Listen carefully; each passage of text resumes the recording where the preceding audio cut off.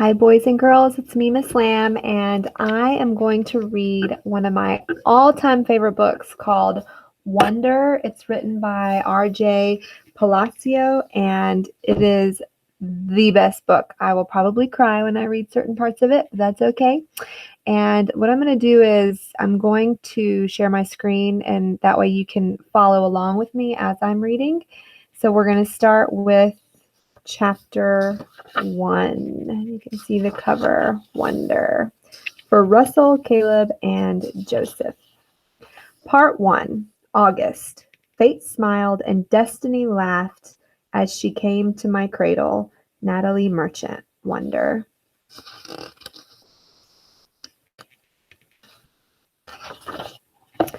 Ordinary. I know I'm not an ordinary 10-year-old kid. I mean, sure, I do ordinary things. I eat ice cream. I ride my bike. I play ball. I have an Xbox. Stuff like that makes me ordinary, I guess. And I feel ordinary inside. But I know ordinary kids don't make other ordinary kids run away screaming in playgrounds. I know ordinary kids don't get stared at wherever they go. If I found a magic lamp and I could have one wish, I would wish that I had a normal face so that no one ever noticed at all. I would wish that I could walk down the street without people seeing me and then doing that look away thing. Here's what I think. The only reason I'm not ordinary is that no one else sees me that way.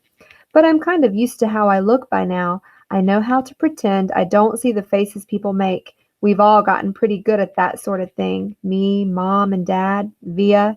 Actually, I take that back.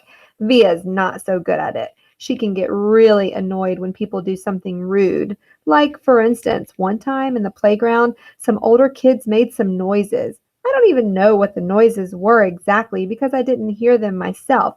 But Via heard and she just started yelling at the kids. That's the way she is. I'm not that way. Via doesn't see me as ordinary. She says she does, but if I were ordinary, she wouldn't feel like she needs to protect me as much. And Mom and Dad don't see me as ordinary either. They see me as extraordinary. I think the only person in the world who realizes how ordinary I am is me.